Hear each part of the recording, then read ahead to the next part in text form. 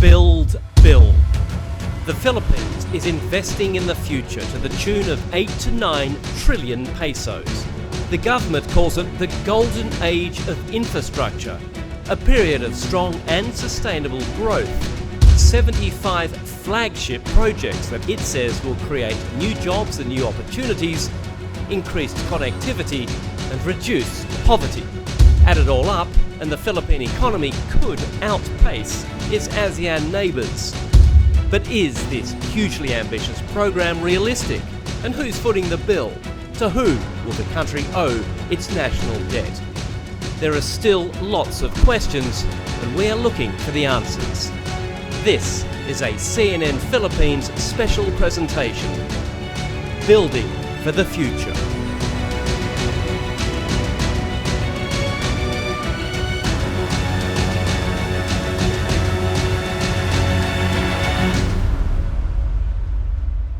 Ladies and gentlemen, please welcome our moderator, CNN International Correspondent Andrew Stevens and CNN Philippines Chief Correspondent Pia Ontiveros. Thank you very much. And thank you so much for coming here to join us this afternoon. Pretty good crowd, Pia. That's right. Hello, everybody. It's so great to see everyone here today at the Maybank Performing Arts Theater here in Taguig for the Build for the Future Business Forum. It goes to show, Andrew, that this is a subject that's close not just to the President's heart. And we know how close it is to the President's heart, but it is close to everybody's heart because everyone basically is affected by infrastructure. We talk about love making the world go round. Hey, come on, guys, it's infrastructure that really makes the world go round. Because if you think about it, without infrastructure, an economy will never get to its full potential. And I think that is a story, a narrative that the Philippines has basically owned now for decades. That's right, for decades. And the question is, how bad is Philippine infrastructure? I guess the answer is bad. I mean, every time I travel, Andrew, I get infrastructure envy. I'm from Hong Kong. Yeah. Understood. So you don't know what I'm talking about. So for the people in the audience here, in the vernacular, it's called inggit. Naiinggit kami, hindi ba? Last year, the World Economic Forum rated the Philippines infrastructure at 97, the 97th best out of 137 countries, the same level as Rwanda. Yeah, when you put in those sort of terms, you realise how much work there is to be done. Interestingly, that same survey from the World Economic Forum was about competitiveness overall. And I rated, as Pia says, those 137 countries. The Philippines actually finished 56th in that survey, one notch better than the previous year. But think what that number would have been had infrastructure not been at 97. And in fact, if you look at your neighbours, the Philippines on that competitive level is 7th out of 9. Here in ASEAN. Here in ASEAN. It's better than Cambodia and Laos only. I don't know if I should say ouch or thank God. Better than Cambodia. Time for action, I'd say. Yeah. So it's clear infrastructure is the Achilles heel of this country's economic development, but you all here already know that. What we all want to know is exactly how is build working and whether the policy plans are in place. So, here to answer those questions, we have assembled a very, very high-level team from the Philippines government and also from the private sector. So, ladies and gentlemen, please give a warm welcome to the Budget Secretary, Ben Diokno.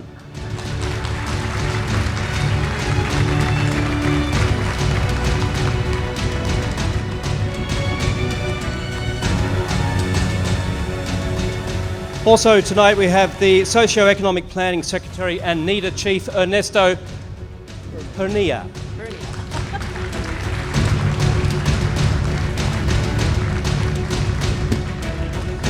Also, Transportation Secretary Art Tugade.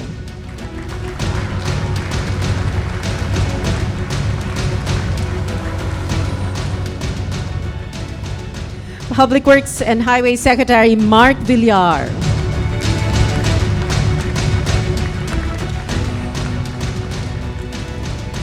And Vince Dizon, President, Bases Conversion Development Authority. Gentlemen, please take your seats here. And Andrew? Yeah, we also have, as I said, we have leading figures in the private sector here today, including, gentlemen, as I name you, if you can stand up and just acknowledge the crowd so they know who is going to be speaking. Start with Raul Romulo, who is the Chief Finance Officer of the Infrastructure Division of San Miguel and also Head of Treasury. Mr. Ed Francisco, President of BDO Capital and Investment Corporation. And Bill Luz, President of the National Competitiveness Council. Thank you, sirs. Let's all take our seats now. Okay, and let us begin. Gentlemen, please. And I'd like to kick this off to you, Budget Secretary. What I want to do is basically set the scene. So this Build was announced back in July of 2016. We're nearly 2 years into this. I want a status report from you. Where are we? Are we where we need to be? Are we where you expected to be? Basically, are things on track? Before I answer that question, let me put things in perspective. Why are we doing this? Because I look at the numbers. For the last 50 years, the Philippines spent only 2.6% of GDP for infrastructure. 2.6%. The acceptable level will be around 5%. So what we did was, for last year, 2017, it was about 4.7%. This year, our target is 6.1%, ramping it up to about 7.3% by 2022. Now, to answer your question, yes, I'm happy where we are. It's not easy to do this kind of massive, ambitious program in 2 years. But what we did was to maybe complete some projects which were not started, but we are finishing right now. For example, the Panglao International Airport, it will be done this August. Okay? Panglao, that's been lying down there for 10 years. The Cebu International Airport, the Cebu Second International, we will complete that this June. Terminal 2. The Clark International Airport has been started now, right? It's ongoing. So I'm happy where we are. The train going to Clark is also being started. Just a very quick follow-up there. Talking about, if you're talking about 100% being completion, how far down the road are we? Is it a 10% completion so far? 50%? It's hard to say. These guys will answer that question, Okay. all right? Case to case, huh? Maybe Secretary Tugade and Secretary Villar. It's hard to do a generic yardstick here because of the peculiarity of the projects we have. The projects of transportation will not be akin or similar to the things which the Department of Public Works will be doing, or are doing, or have done. In the same token, it will not be in the same platform as what BCDA is doing. In other words, what I'm trying to say is, if, for instance, you are to ask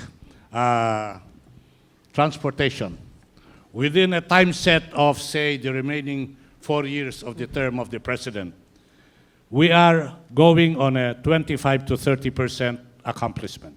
But what's dramatic changes after this year and mid of next year? That number of 30% will dramatically improve. Perhaps, Public Works can answer the yardstick which is being asked by Andrew in relation to the peculiarity of what projects. Yeah, and I guess that would also be understandable because like what Secretary Diokno was saying earlier, you're making up for 5 decades, right? Yeah, yes. In other words, naghahabol na lang, hindi po ba? Hindi lang ho naghahabol. It's not just catching up. It is performing and achieving. If your effort is just to make habol or to catch up, then we'll not be doing full what is expected of us as Department of Transportation. As we try to do what was forgotten or neglected in the past, we do certain things that is anew and peculiar to the administration of President Duterte. Secretary Villar, are you on target? Well, we have so many projects. It's hard to generalize percentage-wise. But let me talk about our disbursements, which is how we measure accomplishment. Construction accomplishment is always a function of our disbursements. Despite the larger budget, in fact, last year, I can speak for our department, and actually our or even the DOTR, we experienced one of our highest absorptive capacity rates last year, despite the fact that even with the increased budget. So in terms of performance, disbursements, we are tracking higher than we are in previous years.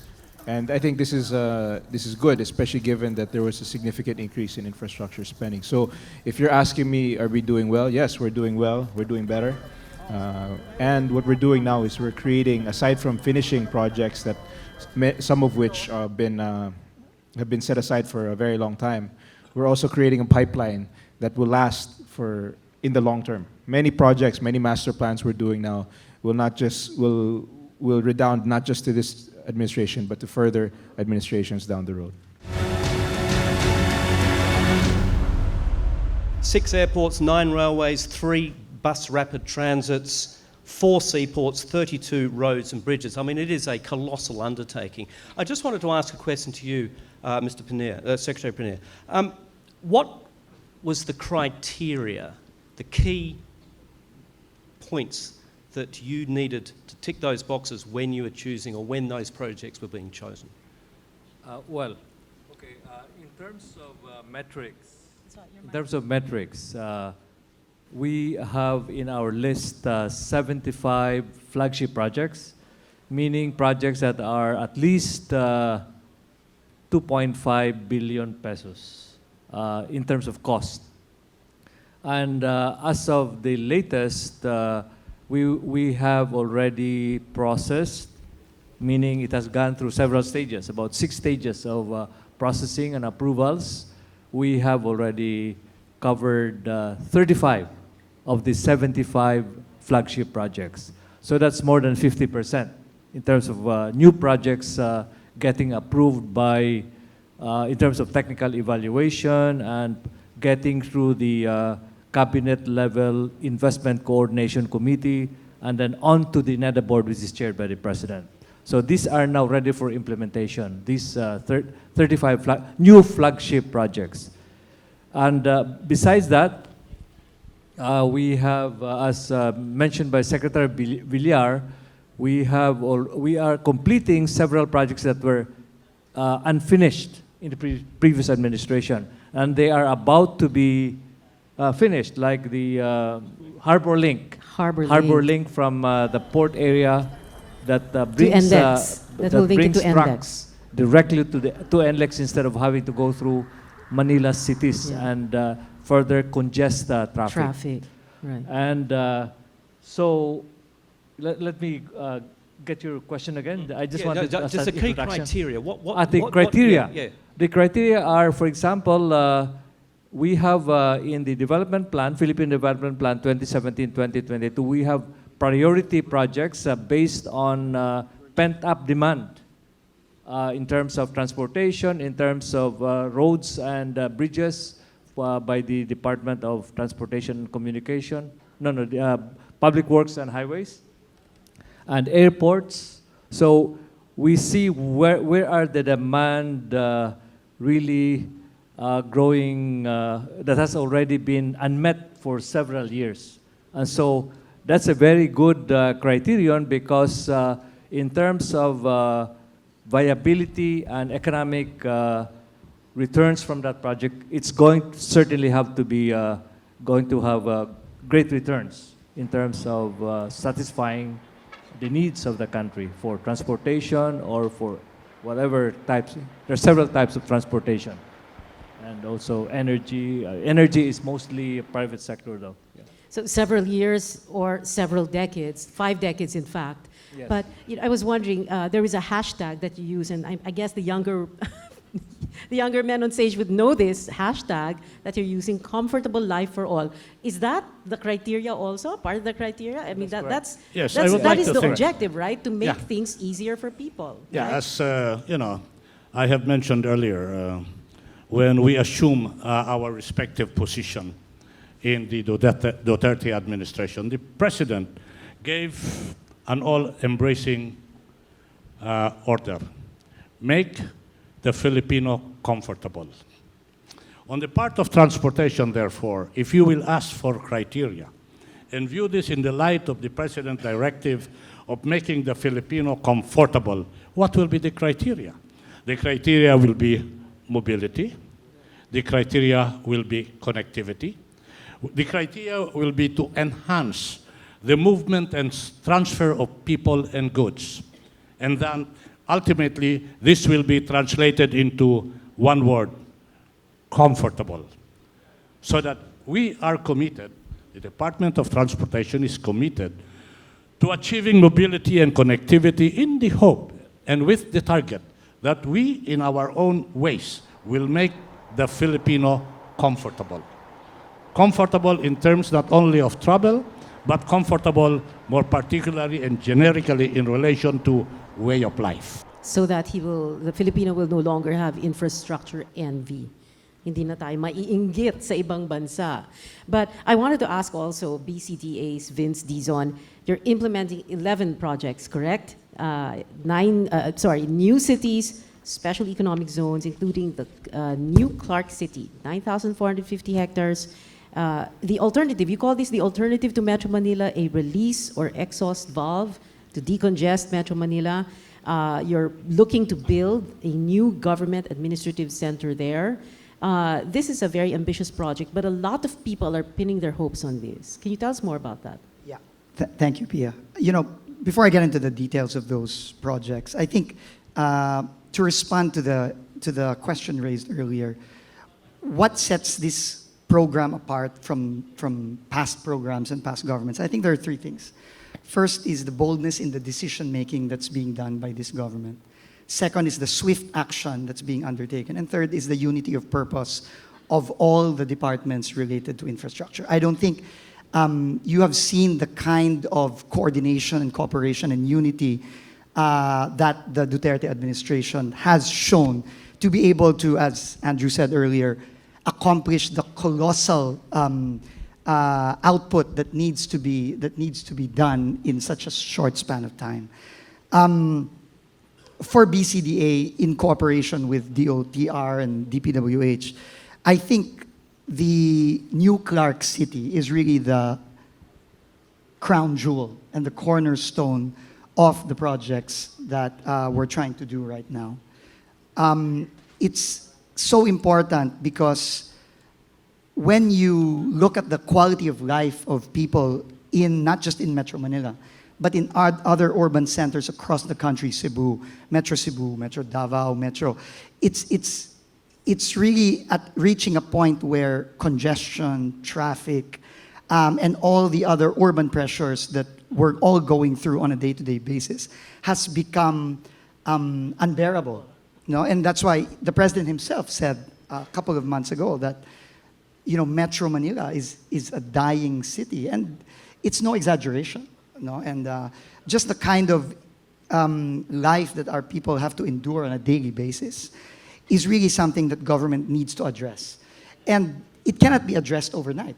I know a lot of experts seem to have magic bullet solutions, but in reality, there's no magic bullet to solve the problems we have in the urban centers in this country. And New Clark City, I think it just shows a way forward, a peek into the future, a peek into the kind of quality of life that every Filipino deserves, whether rich, poor, young, and old deserve. And that's why it has to be done properly, it has to be done well, it has to be planned well, and it has to also be done quickly. Because the kind of life that our people are having to endure really cannot wait a single day anymore. And now we've moved forward with New Clark City. We're doing phase 1 now, the first 60 hectares, which will be the national government administrative center. Construction is already underway. The first part of phase 1 will be completed by late next year, in time to host the Southeast Asian Games in December of next year. And the remaining parts of phase 1 will be completed before the end of the president's term. And that will provide our people with some hope. That we can build a city that will hopefully avoid the mistakes and the pressures we all experience here in Metro Manila and other urban centers throughout the country. All right. At this point, we'd like to acknowledge the presence also of another member of our private sector panel, Mr. Gary Teves, who was Finance Secretary during the time of the Arroyo administration. Sir, can you please Just say hello to the crowd just so they can see you. Thank you for being here, sir. Let's talk about funding now. This is something we need to ask Secretary Diokno and Secretary Pernia. How are we paying for all of this? How is the Philippines paying for build, 8 to 9 trillion pesos or $167 billion? Can you outline things for us? The total plan is for the next 5 years is 160 to 180 billion dollars. All right, and what we have set our financing plan, and it's a bias towards domestic financing. So part of it will be it's 25% foreign, 75% domestic. We already have pledges from Japan. There's a $9 billion worth of projects, and that was given the competition between Japan and China. China said 9 billion too, right?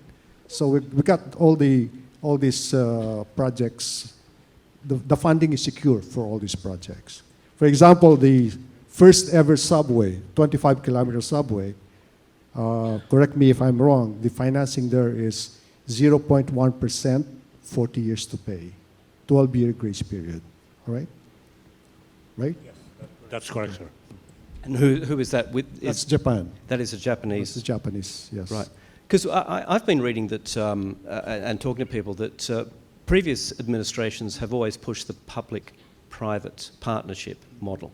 And this administration is much more interested in, as you just mentioned, cheap money as overseas development assistance funds in favour of the PPP. Why is that? Why have you changed that model? Because the IMF, people like the IMF, have been solidly behind the PPP model. No, we're opening many options for us, financing modes. So we do not commit to PPP alone because there's a natural delay for the PPP.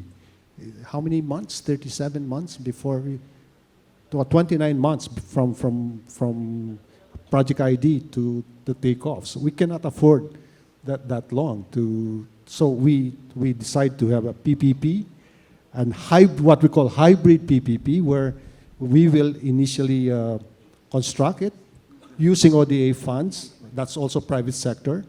The government will not construct that. It will be bid out. Just like with what we did with Clark. It's ongoing now. Within 60 days, we were able to bid out the Clark International Airport. It's being done now. After that, and at this time already, we are talking about the O&M. It's already being bid out.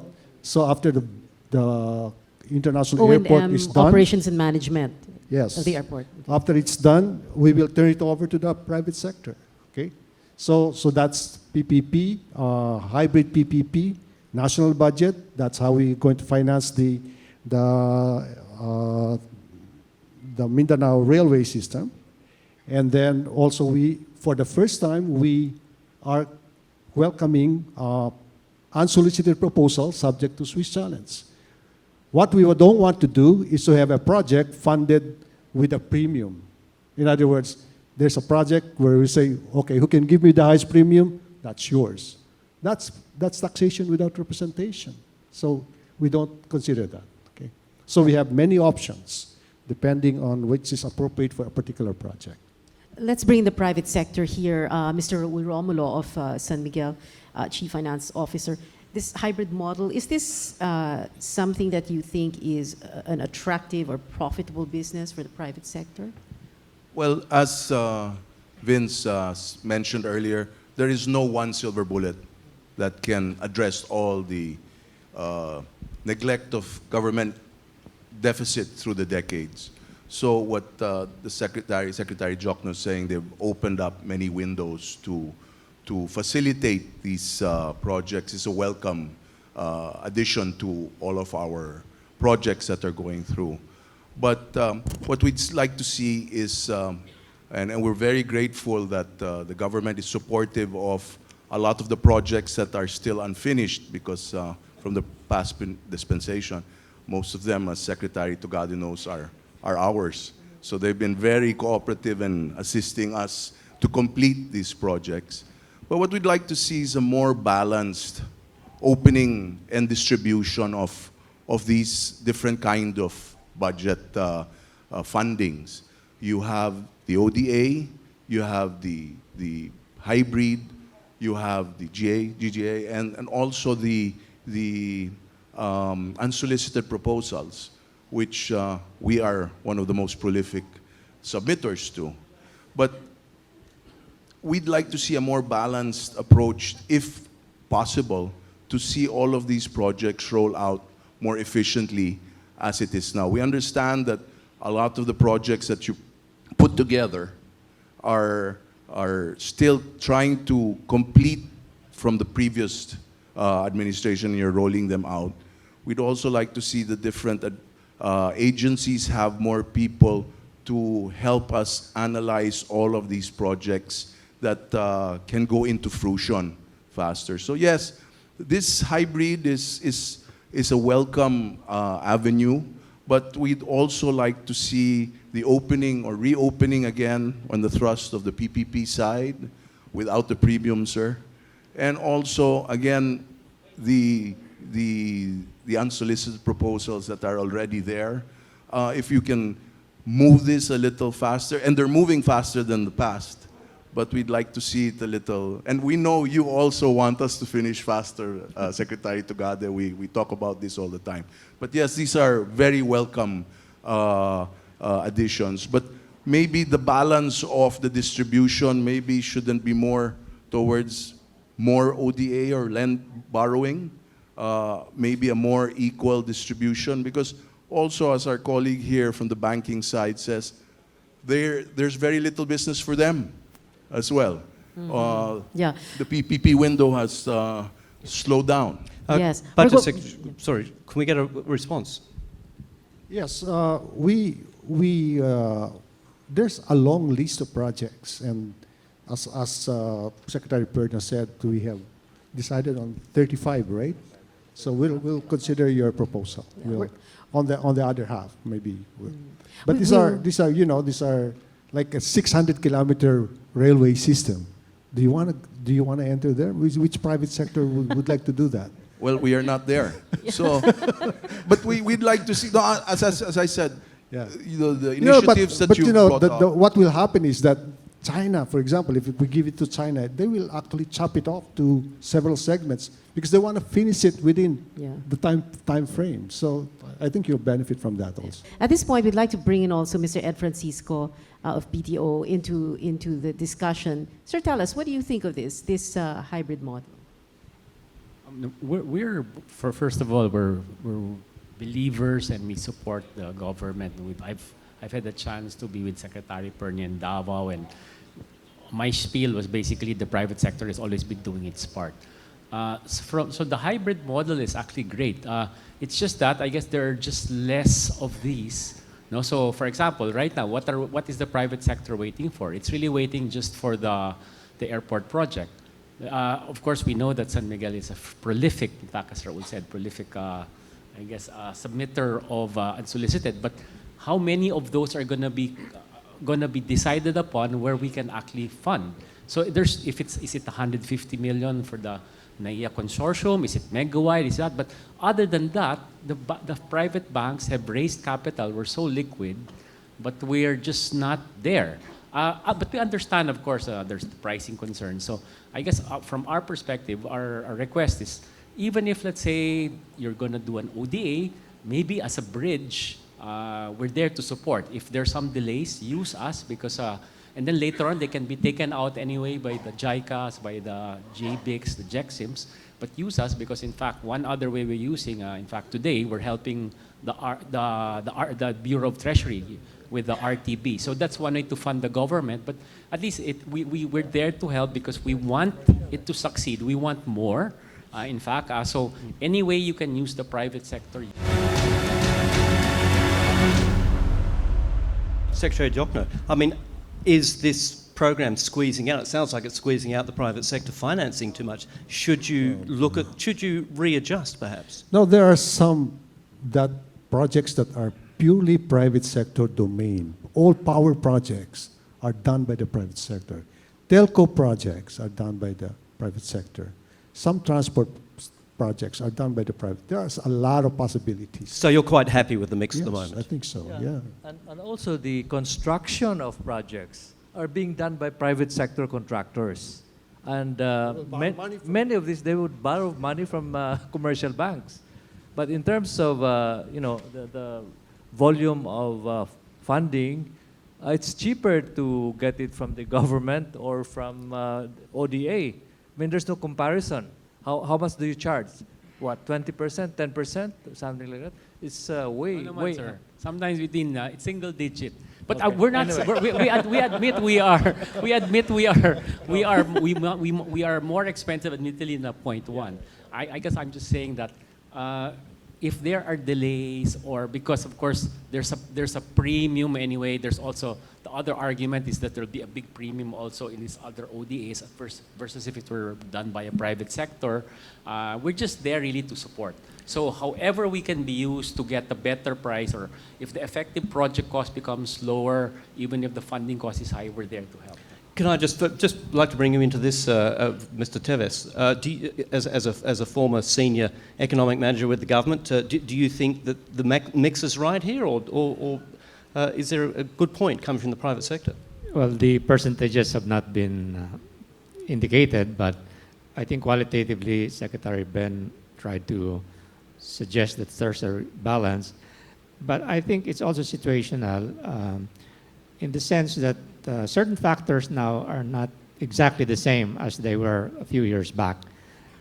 Even in terms of the macroeconomic indicators, we're facing a slight deterioration in the peso, and that would surely give us some concern on foreign borrowings. And then private sector participation may also be tapped because actually they're also ready, and the risks are going to be borne by them. And there are occasional requests from the governments from various sectors of the economy which were not anticipated and may not be anticipated really. So the government will have to anticipate how to fund this. Example of which is like the education for students in state universities, salaries for government employees and soldiers. I think maybe the government might want to consider looking at even the 35 projects that have been approved and see whether there should be more private sector participation through public-private partnership and get them to bear more of the risk, but at the same time indicate to them that we'd like you to assure us that the timetable is within our own timeline. Ben mentioned about 29 versus 37. If they want 29, maybe one of the criteria should be whether the private sector interested can also meet that deadline. But this time they take the burden of the risk, they fund the project, they may want to borrow, but then that will give some flexibility on the part of the government to also anticipate other considerations, other requests in the future, social and education and so on. No. I would, in effect, suggest a more open attitude towards more public-private participation, including unsolicited proposal, and look at the macroeconomic indicators. They're not as comfortable as they were a few years back. So yes, economic circumstances are changing. I would like to move on to a question for the Secretary, Pernia.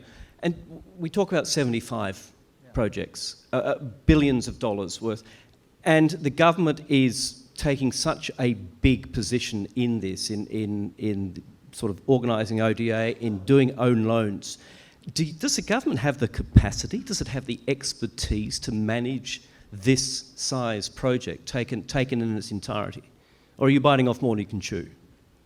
Well, the government has access to consultants too, technical experts as consultants, and by the way, in addition to the 75 flagship projects, there are about more than 400 minor projects in the provinces, having to do with road widening, irrigation projects that are not as expensive as these flagship projects, and they're also going on. And there's also a lot of construction going on in the provinces and in the regions to satisfy pent-up demand for water supply and other infrastructure needs, markets, and other infrastructure. But do you need to expand your own department to NEDA and all the ancillary departments to actually deal with this influx of projects?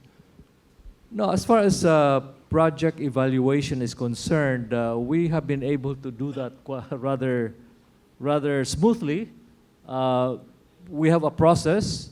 As I've said, there are about 6 steps that a project has to go through, and about 2 of them would be in the NEDA, and of course, and then it goes through the secretary level investment coordination committee and to the NEDA board. So these are several steps. So no bottlenecks. And, No bottlenecks. the 200. Yeah, and we also have this project facilitation grant. It's a soft loan as well as a grant from ADB to facilitate the processing and completion of projects. Where there are bottlenecks, we're able to apply this kind of money from. So we have different ways of making sure that there are no bottlenecks, and whatever bottlenecks there are surmountable. Okay. All right, before we move on, I just wanted to ask, is the private sector happy with the response? Did you get the response you wanted from the government? Because, like, for example, Mr. Francisco was saying, please use us. Okay na ba, Mr. Romulo? Yeah. May I also suggest, gentlemen, that through our experience and when we go to the different agencies for our projects, we see that there are little shortfalls in terms of manpower to help analyze the projects, to make it move to go to your level, Secretary. So there are some stumbling blocks and challenges at the different agency levels because there are there is a shortage of talented manpower in different agencies. Maybe that's one area we can beef up as well to start You're saying the private sector can help in that regard? Yes, we can also assist in that, but without any conflicts, hopefully, when we submit our proposals as well. Mm-hmm. Well, yes, go ahead. So, Vince sorry, just Dizon. really quick. No, I'm just quite disturbed because I think the perception from the private sector seems to be that the Duterte administration is anti-PPP. This is absolutely wrong. No, this is absolutely wrong. We are not. In fact, I think, and you probably San Miguel and the bigger conglomerates would know this, that a lot of the PPP projects have actually moved faster under this administration compared to previous administrations. I'll let Secretary Mark give you a couple of examples in that regard. No? But I think what the government is looking at, we're taking a step back and we're saying, hey, we've got this huge infrastructure gap that we've got to close. And the key here is speed. We have to be able to do all of these things as fast as possible. And the modes on how to get them done will depend. That's what Secretary Jokno said. In some cases, ODA will be faster. In some cases, a hybrid PPP will be faster. In some cases, a full-on PPP will be faster. Compared to other administrations, past administrations have said no unsolicited proposals. You're very familiar with this. No, the previous administration said no unsolicited proposal. We have said openly, and we've proven that already by granting several original proponent status to several unsolicited proposals. Secretary Tugado would be witness to that. So I think that's a complete misrepresentation of reality. This government is not anti-PPP. We want to work with the private sector, but let's sit down, let's look at these projects that we badly need, and let's see what mode is the fastest. Because bottom line, that's it, right? The goal. That's the goal. To Secretary do Tugado. things faster. The offer of the private sector in terms of extending funding opportunities, in terms of talents and skills, are most accepted and are most welcome. In fact, will always reach out to the private sector when the need arises. But as Vince said, we have considered all the opportunities available. There will always be a basket available, a basket of funding requirements to fund different projects. There will always be a basket of talents to address different requirements on projects. Let me be very specific.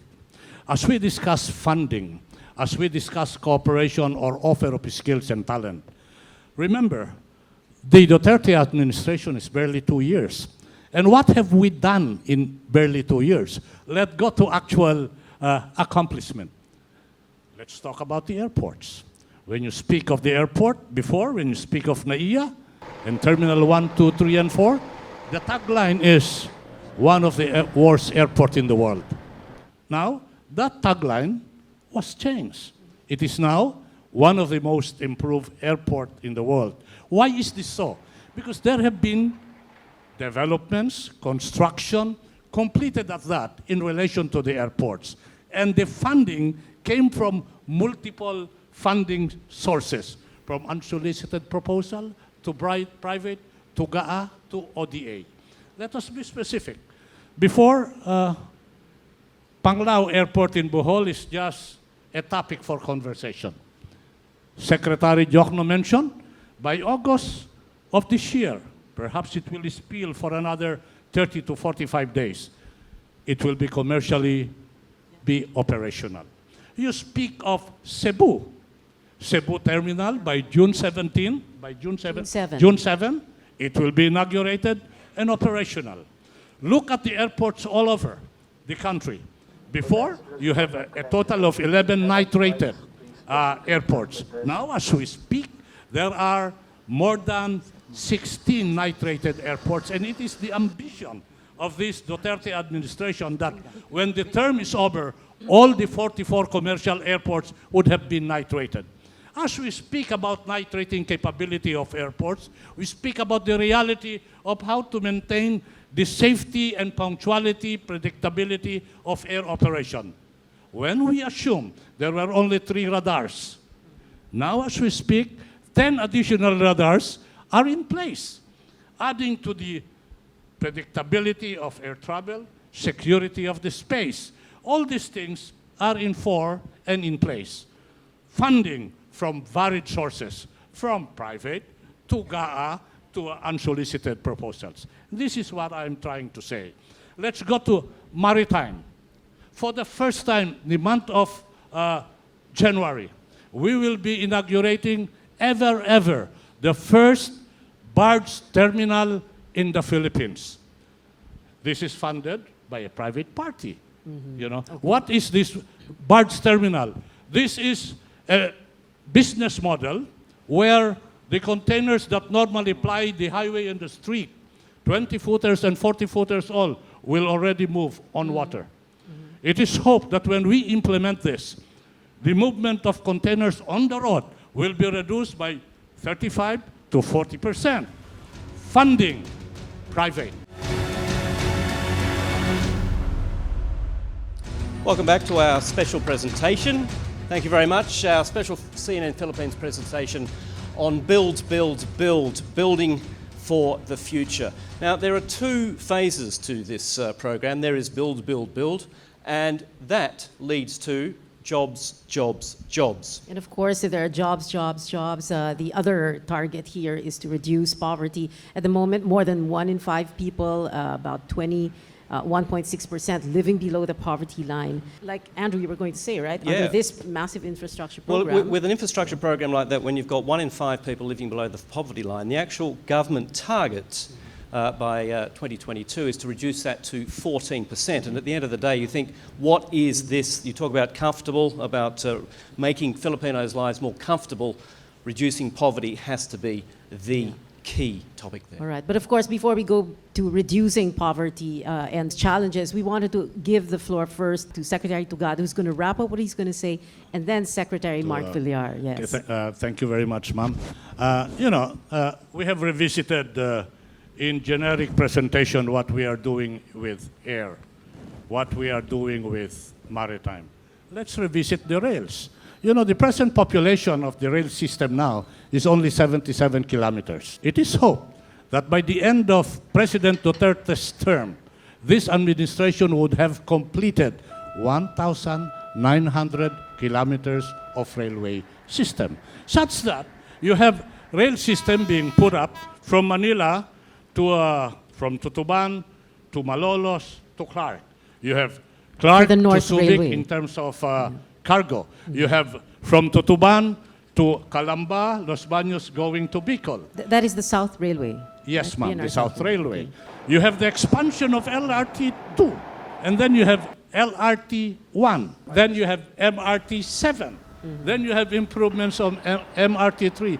All this covers a motley of funding platforms. It is not limited to one kind of funding platform. And then there is the subway. Before, subway was a talking piece. In this administration, the mode of implementation is already in place. Why in place?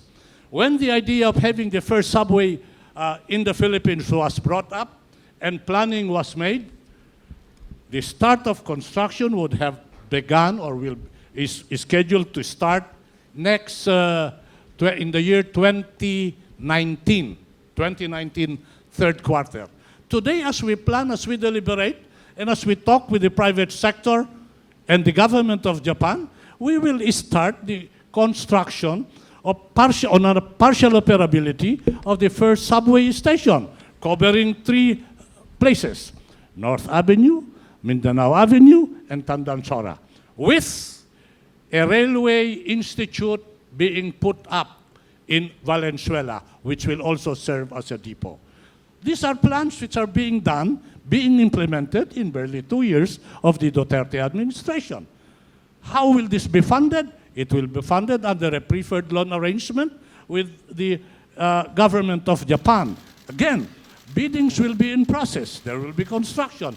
And the construction can be handled by the private banks and the private sectors.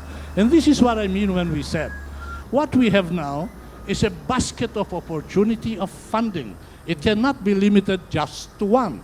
And I mentioned the specific situations because it points to the reality that we have here a basket of funding sources on projects that are predicated in building the future, which is the topic of our gathering today.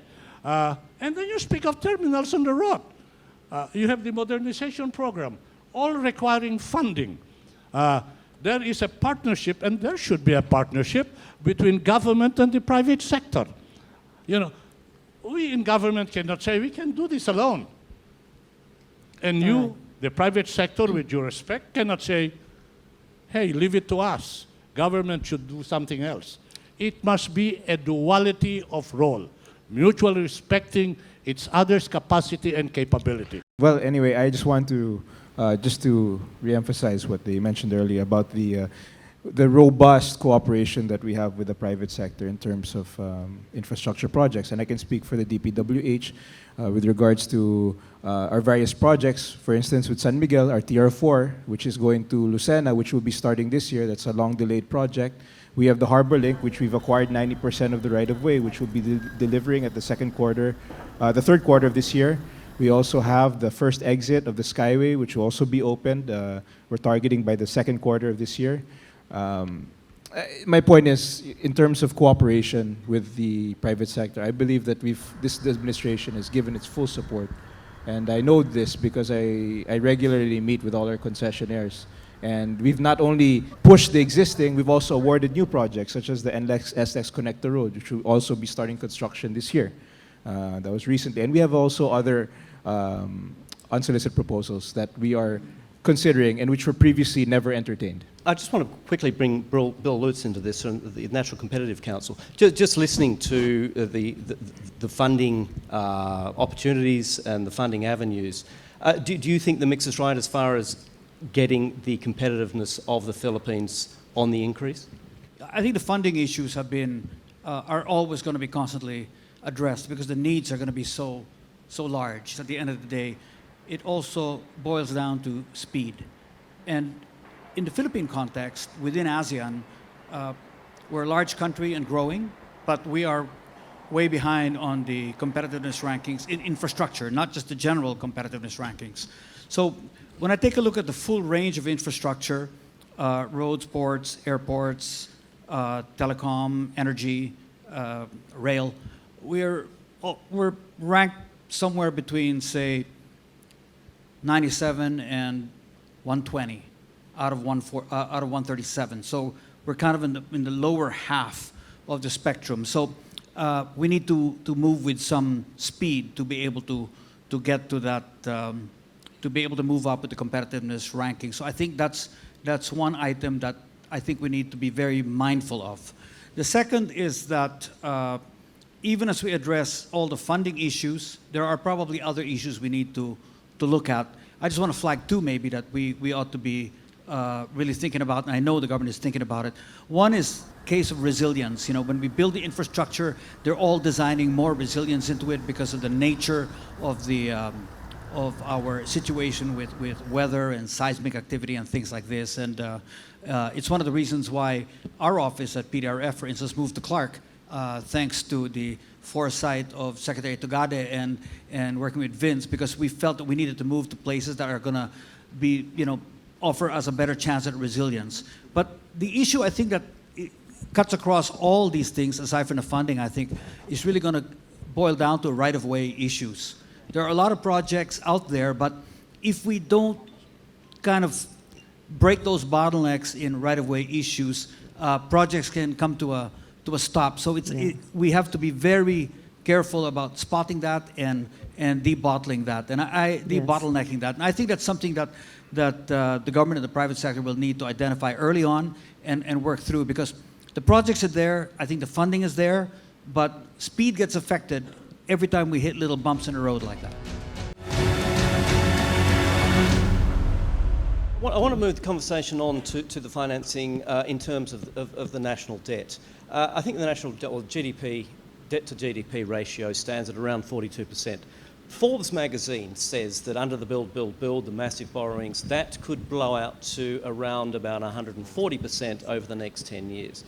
Tie that in with, we heard earlier, that we don't have a trade surplus anymore. There is a trade deficit and a weaker peso with this growing national debt. Is this not cause for concern for the national accounts now? False news. That projection is wrong. Our projection is that it will continue to decline. All right? The national debt will continue to decline? The debt to GDP ratio, which is the important metric, not the absolute level of debt. It's your debt in relation to GDP. Right now you said 40, 42, right? Our projection is it will continue to decline to about 37 to 38. Even with this sort of yes, borrowings even with you're this. talking about? So we're confident. We're confident that we will be able to finance the projects without getting us into a debt crisis. Just can you explain how that works? Because we will outgrow our debt. So this is an economic growth Sure. outperforming. 7 to 8% plus in nominal terms, plus 3%. Maybe we will growing in nominal terms at 10%. The debt, the interest rates are very low, so we will outgrow our debt. So that report is false. While we're talking on, excuse me, yes. Andrew, that's the total debt to GDP ratio, but in terms of foreign debt, external debt to GDP ratio, it's only 23%. So that's the more critical metric actually, because those are foreign loans that you're talking about. Receive doctrine says that if your debt to GDP ratio is 60% or lower, you're in pretty good shape. We're in good shape compared to, say, what? Japan, or Japan's debt to GDP ratio is more than 200%. US more than 100%. China is around. Can I put that to BDO? Do you have any concerns about the government's finances under build? Frankly, no. We believe in what they're doing, the economic team. And we're very supportive of train. So in fact, as long as the train packages are continuing. Talk about train, the tax train package. 2 and the rest, we support where you're going in getting the upgrade. So we're behind you. Okay, so there's no red flags. The balance of trade turning to deficit is not a red flag. weaker peso introducing inflation is not a red flag? The trade deficit has always been there. It is increasing because we have a lot of capital requirements. The bulk of our imports is, in terms of value, is due to capital imports, import of capital goods, and intermediate products that are needed in in building and in our construction activity. And We have a very hefty reserves, equivalent to 8 months of imports. The rule of thumb is if you can cover 3 months of your imports, you're okay. Our reserves can cover about 8 months of imports. And we have a steady inflow of overseas remittances plus the BPO. That's about $50 billion every year. So we're okay. All right. So the numbers do add up, sir. The country can raise the money and deliver. This program is sustainable. Very safe, very safe. It's all systems go for us. Nothing can stop us now. Sounds like a song. Sounds like a song, doesn't it? I'd like to ask a question about, you talk about the ODA, and we've mentioned Japan a couple of times about Japan being a donor, very low interest rate loans. And China has also been mentioned. China will will be a part of ODA assistance as well. On the back of that, you may have seen this quote from Rex Tillerson, the former US Secretary of State, and talking about China's practices as far as ODA and what has been termed the China debt trap. Now, this is his quote. Beijing encourages dependency using opaque contracts, predatory loan practices and corrupt deals that mire nations in debt and undercut their sovereignty, denying their long-term self-sustaining growth. Now, this is what I talk about, this China debt trap. Are you aware, is this a concern within the government that this is something you actively have to avoid? Yes, we are aware of that. We read a lot of reports from Sri Lanka, from African countries, Pakistan, and we are well aware of that, and we are making haste slowly with China. Actually, only one project, a minor project, an irrigation project in Tuguegarao, which is a small project, an irrigation project. That's the only one that has been signed so far. The other projects that that are potentially fundable. In fact, the Chinese are interested in funding them. They have not. They have been moving very slowly. Right, right. Yeah. Is there a way of guarding against the potential of that happening? Is it? Well, we just have to, as I've said, make haste slowly, in terms of Chinese funded projects, so that we know at every step of the way we know where the pitfalls are in terms of Chinese funding. Yes. All right, let's talk about jobs. What jobs are we talking about here? On Tuesday, you launched that jobs portal on bcda.gov, no? Secretary Mark, what jobs are going to be available? Yes, actually, it's a multitude of jobs, as you know, with these. I think a large issue for why there's this some firms have a hard time is also placing. Where do you go to, and what is the medium for which you can attract or hire talent? So now we've created this portal which we launched that's called Jobs. So along with the build, we have the Jobs portal. And we just started it. We already have posted 11,000, but that's just the start. Now, if you see that it's broken down per project, and then when you click on the project, under that you can see all the available positions that the companies are looking for enhancement. So I think that this is an important part of what we're doing, is the job generation aspect. And it's something that the president is very keen on with this job generation. And we created this portal in order to expedite the process and make it easier for us to create less friction in terms of the job market. But we're looking at how many jobs? More than 1 million, right? Our estimate is 1.1 million average jobs created annually. 1.1 million, and due to when the projects are on stream, they're already they've broken ground and they are in full blast. Then we would be averaging around 1.1 million over the next 5 years. But And it's- well, of course, this includes direct employment as well as indirect employment from Okay. construction and all that. Yeah, well, construction, there's a construction boom. Is it true there is a labor shortage? And how is that going to, is that a threat to build? Paano po yun? Yes, it is. And in fact, I think there are some already OFWs that are coming back. I saw a number of 32,000 that have come back. And these to are the skilled participate. workers that we need. That's correct. for- The technical Okay. kind of workers. Yeah, but when we say we're bringing home the OFWs, they earn a certain amount Yes. abroad. We are saying that we're going to pay them the same amount. Well, here. they would They'll earn be the they would same. be earning competitive compensation vis-a-vis what they have been getting. There are so many projects in the provinces that are also going to be that are going on stream that would create a lot of employment. You said there is an issue of a labour shortage. Do you see the returning workers being able to nullify that, or is this going to be something which lives with the Build project, just the difficulty in finding the number of workers? Well, if the compensation that they'll be getting will be close to par with what they're getting, many of those workers would love to come home.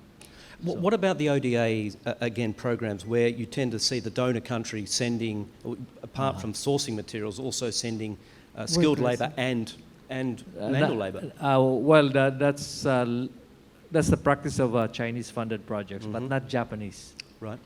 Japan-funded projects, they have skilled they have technicians, specialized technicians train for subway projects, for example, but not the unskilled laborers. blue collar type workers. And they will be welcome in the Philippines. The Chinese blue collar worker will be welcome to help. Well, that will be a matter of negotiation with China, but with Japan, there's no problem. We can use our own blue collar workers. Yes, Secretary Can Mark. I just add, we already have existing foreign-funded projects. And of course, these foreign companies, Chinese, we have Chinese, Korean, Japanese. And of course, certain projects require a certain level of expertise that might not necessarily be available locally. So they bring in experts. But in general, the labor that they utilize is locally based labor. That's how it's been. That's how we expect it to be under the Build program. They share with us their expertise. They might bring some personnel, but in general, the workforces will be comprised of locally sourced labor. Okay. Just to add, anecdotally, in the projects that are already ongoing right now, we're actually experiencing a shortage in skilled labor. So when I say skilled, I'm talking about heavy equipment operators and the sort. Clearly, for the semi-skilled and low-skilled laborers, there are a lot there. No, but just to point on because I think it's a concern by Andrew, Chinese laborers coming in. I don't think that's going to happen because, first of all, Chinese labor already is more expensive. No, so I don't think China it's economically smart for China to bring their workers here. No, but in terms of skilled laborers, those where we actually have a shortage of, then that's where you will most likely have some Japanese, Korean, or maybe even Chinese skilled labor coming in to ensure that the projects are implemented quickly. Yeah, and well, the other challenge there is the short work visas, work visa periods. But anyway, Andrew, we were going to talk about poverty reduction also, right? Yeah, one question I have is, obviously poverty reduction is probably at the very top of the agenda for obvious reasons. But when you have these infrastructure projects, they tend to be a sort of, they close around one area. How do you trickle down the benefits of infrastructure into the remote urban, rural areas to make sure that all Filipinos get the benefit of this infrastructure boom? We also have a lot of rural projects, actually, agriculture-related projects. So they would be open to employing those in rural areas. Yeah. So So as I've said, there's so many projects out there that are going to be. And from the top down, the coordination between the state and the local provinces, how closely you're working with them. Because I know this was a success in China, the development of China. They worked hand in glove. The central authorities sort of spread the love, if you like. Are you adopting that sort of model here? No, we are not a centralized type of. You know. But what I mean is that the central government managed to involve the local authorities, local provinces at every stage of China's sort of restructuring. Local governments will be involved too. Right. Local government, provincial governments, local governments would be involved in those local projects. Okay. And by the way, in our build program, we are on a 24/7 work mode, meaning 3 shifts. So that's why it's going to employ more people as well as speed up the completion of projects faster. Speed. Okay. Well, multiplier effect. And I want to bring the private sector panelists in here: Ed Francisco, Romulo Biluz, and Gary Teves. Are you seeing increased or broader economic activity because of build right now? This early in the game, 2 years into the Duterte administration. That I can share also anecdotal evidence also. Our loan books have grown significantly, and it's because of the multiplier effects. When the government announces new roads, if Mark is going to build a new road, what we're seeing is the customers are already buying the land. They're already buying the vans for the deliveries. Some of the businessmen are building hotels.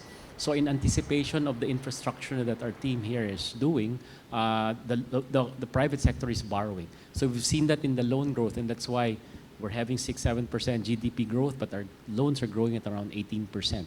It's because the local Filipinos believe in this government also, in fairness.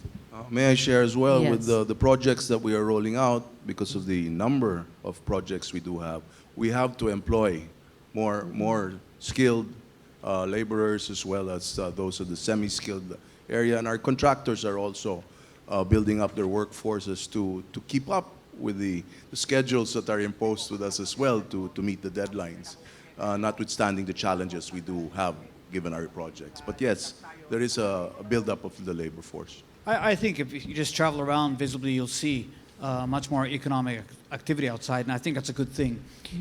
Looking at the country at 104 million people and growing, scattered over so many islands, I think we really should be thinking, how do we build up 40, good-sized cities acting as engines of growth for the country? Right now, we're so heavily concentrated on so few places, and you see it in the GDP share of the country is locked in around Metro Manila, a bit of Region 3, a bit of Region 4, about maybe, I think, roughly 2/3 is right there in that core. I think if we begin to consciously target 40 cities outside that we bring up, because you see the gap from a mega city down to the second and third and fourth city, the orders of magnitude just huge in terms of population and economic activity. So if we concentrated on dispersing it, and I think this is where infrastructure can really play a huge role in job generation and in lowering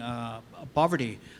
This is, I think, truly what inclusive business and inclusive growth looks like when we disperse opportunities. And it's also good for investors, because then we don't have to look at only 2 or 3 sites for investment sites.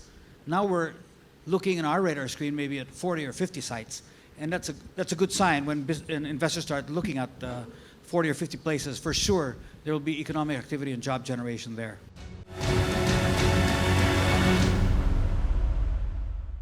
Let's talk about corruption first. It's, again, in many countries, it is a perennial question.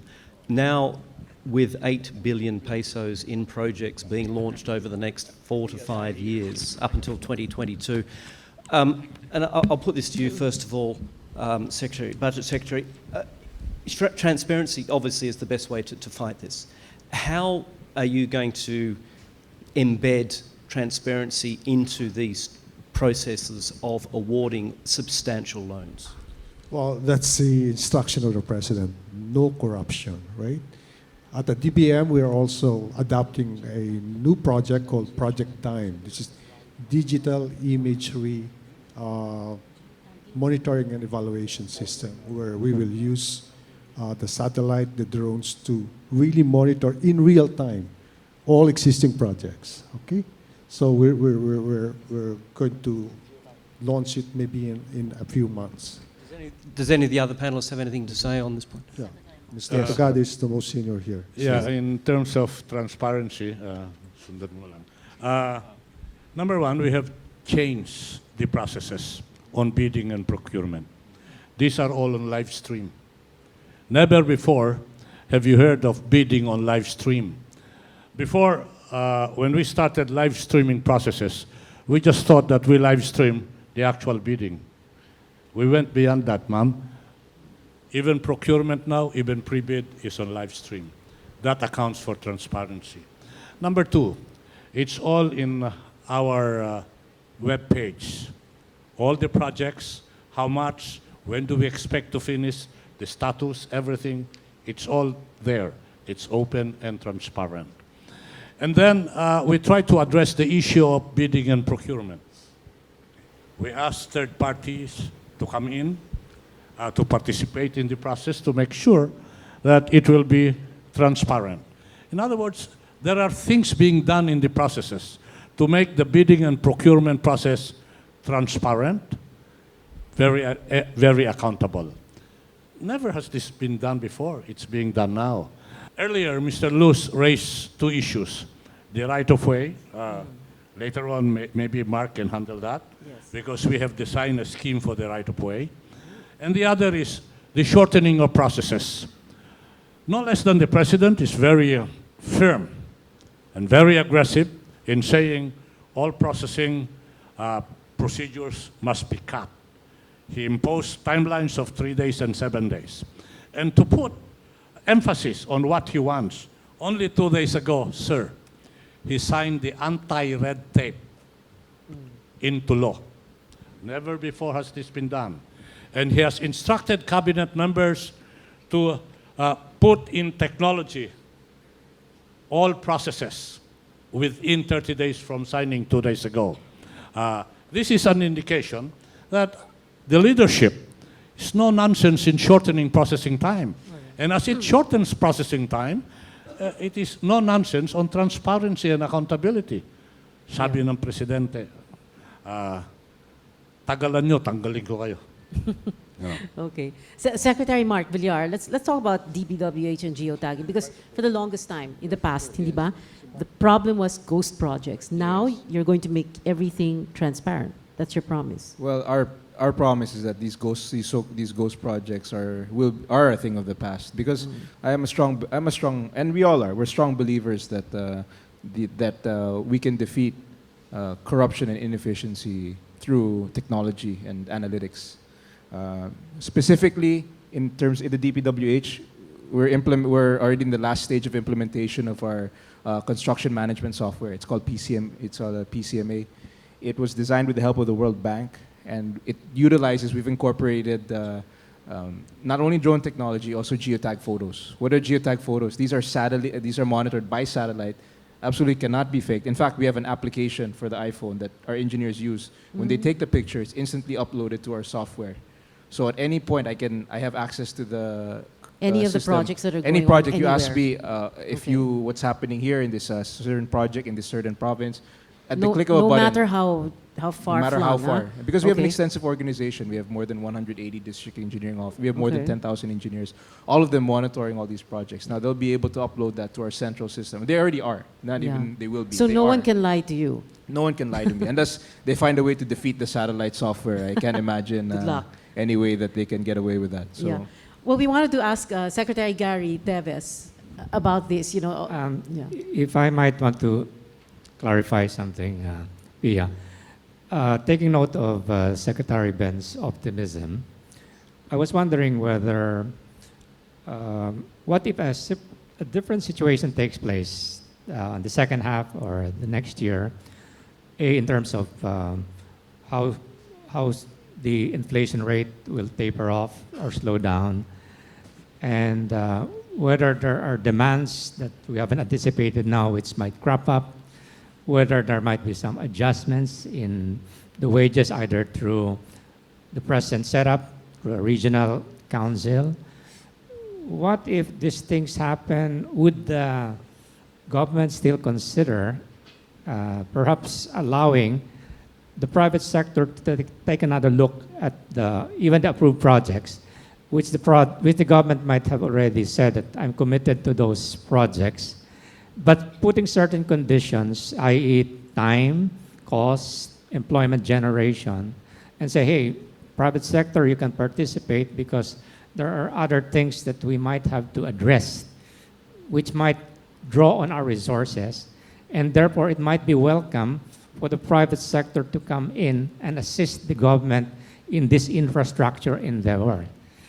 I'd like to see a situation also, Secretary Pernia, that if these things do not pan out as we are expecting, as conveyed by Secretary Ben, would we still be at pace with our poverty reduction program? I think you did mention through a newspaper account that the GDP would have been a little higher if the inflation rate were a little slower. So this has a bearing on the poverty reduction program. This has a bearing on job generation. So it might be useful to consider a Plan B approach, wherein the private sector will be ready and available to assist the government even in those approved projects, and where the government says, I am committed to it now, but I'm willing to make adjustments provided the private sector will meet these conditions, which will be win-win for all of us. Let me answer first before I forget. The budget transparency. There's an organization called Open Government Partnership, consisting of close to 100 countries. In terms of transparency, our budget system is the best in Asia, number 1 in Asia, number 19 globally, all right? So we have a very transparent budget system. Now, on the matter of whether we made some calculation, what will be our response, well, this is, as you know, this is my 3rd stint in government. I know how we make some adjustments in the middle of the game. And do you know what the result is? Half-finished projects, okay? We won't do that. We will go full stream ahead and construct all the projects that we have chosen, right?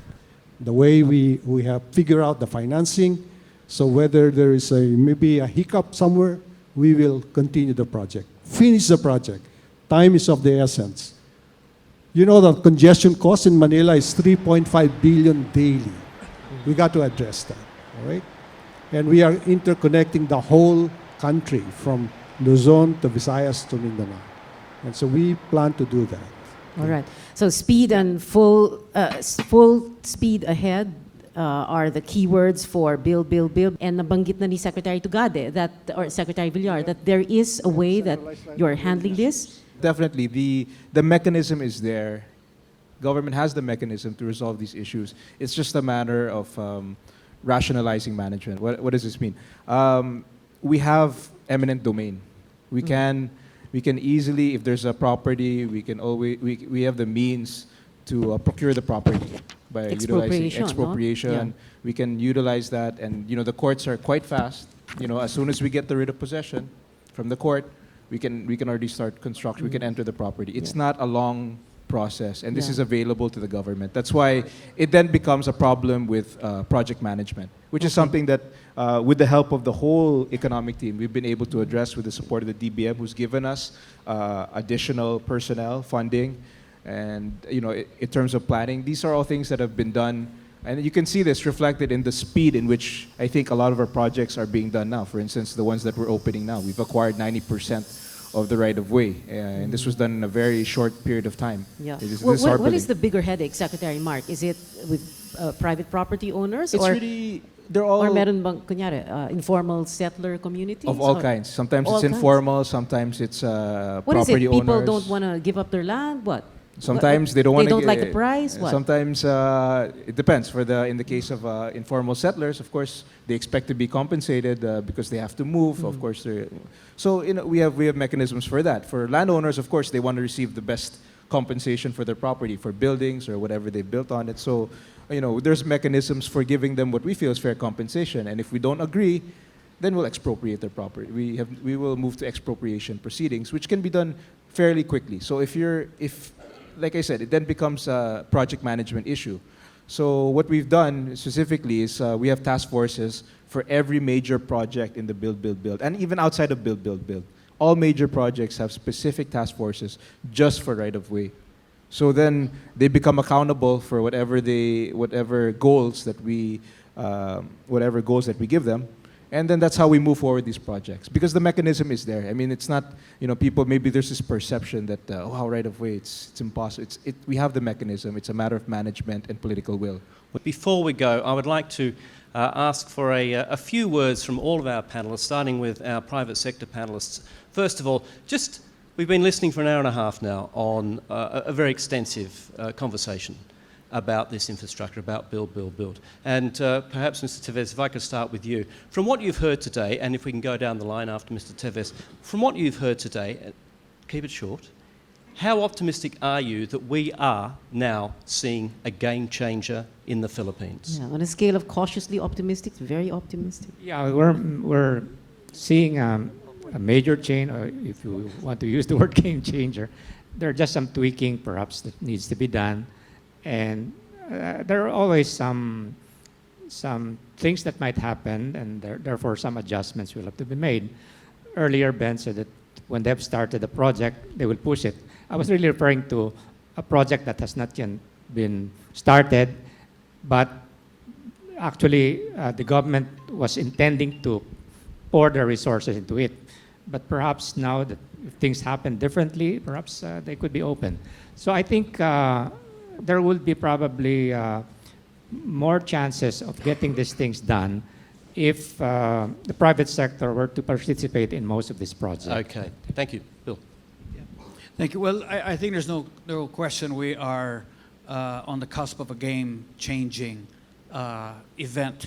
But I'm always mindful of looking at what the rest of the competition is doing, and it's in that context. So when we move fast, we have to be clear that we're moving faster than others because we're behind. So we're a bit in the catch-up and in leapfrog mode. So we've got to be looking closely at what neighboring countries are doing in ASEAN and Asia Pacific. And if we can achieve things faster, then that's a game changer. If we just achieve at a slightly slower pace, the same pace, we have to remember they are also moving fast. And Francisco. I guess regardless of which organization we're with, we're very hopeful with this administration. As a Filipino, I'm hopeful that I will see new subways and new airports. And I hope, and that's a way to convince my children and the OFWs to come home because there will be jobs and there'll be, I guess, infrastructure outside Metro Manila, which is what you're doing. So I'm very optimistic. Well, just to share the experience of San Miguel, I can attest that between all the secretaries that are here today, we have a total coordinated, cohesive plan now when we do meet as a concessionaire, compared to how it was before, that it was a little more piecemeal and ad hoc-ish. Now there is a more cohesive movement and we're moving in the right direction. And I remain, as my colleagues do, very optimistic that we can achieve what we set out to. And before we say goodbye, I'd just like just a very brief comment from our ministers as well. Starting with you, Vince, what makes you so optimistic that this can be done? This government can do it when there have been false dawns before. What's different this time? Well, like I said earlier, it's the bold will to get things done. It's the fast action that we've shown. And I think it's the unity that this government has shown under the leadership of President Duterte. And just to end, I think, there's an old Arab proverb that says, dogs bark, but the caravan moves on. And believe us when we say President Duterte's build, build, build caravan is going to move on, and there's nothing that's going to stop it. Secretary Mark.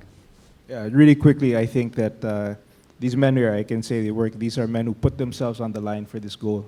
From this whole administration, from the president down, you can see that we are united in our purpose and firm in our resolve. And all of us who put ourselves on the line, our reputation, everything, to make sure that this build, build, build happens.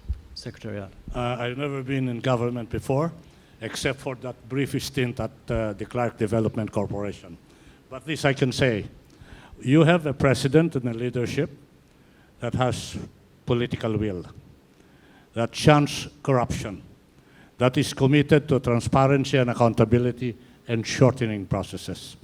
Given this, and partnered with equally committed members of the cabinet, it gives me high optimism that we can build something for the future, something that will last as a legacy. Today, we are witness to a very good dialogue between the business, private sector, and government. The good dialogue produced good feelings. I hope that the good feelings arising from the good dialogue can breed a better working relationship to achieve the common goal para sa bayan ho, para sa Pilipino. Yes, well, I myself is virtuously impatient.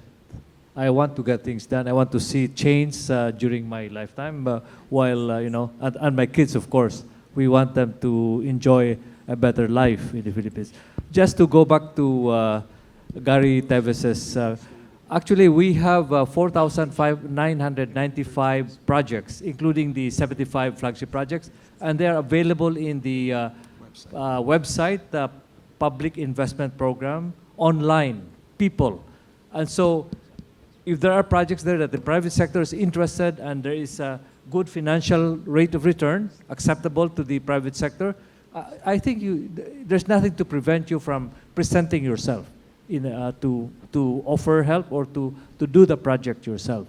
So so in other words, we are open to cooperation from the private sector. Open for and business. this makes our feeling even more optimistic because of the willingness of the private sector to join hands with us. And finally, Secretary. Yeah, Andrew, as I said, this is my third stint on the same job, and I've seen them all.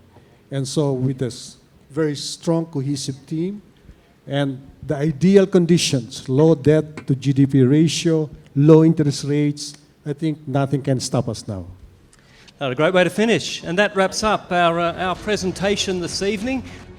We'd like to thank so much our very, very honoured guests, Budget Secretary Ben Dionco, Social Economic Planning Secretary Anita Chief Ernesto Pernia, Transportation Secretary Art Tugadi, Public Works and Highway Secretary Mark Villar, and Vince Dizon, President of BCDA. And our private sector panelists, please join us here on stage. Sirs Gary Teves, Ed Francisco, Bill Luz, and Raul Romulo. Please join us here gentlemen, on stage. if you could come up and join us. And to all of you here at the Maybank Performing Arts Centre, thanks so much for joining us. We hope you've answered or you've heard the answers to some of your questions.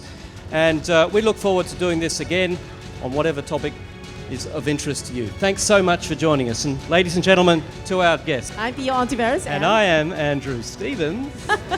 Thank you very much, everybody.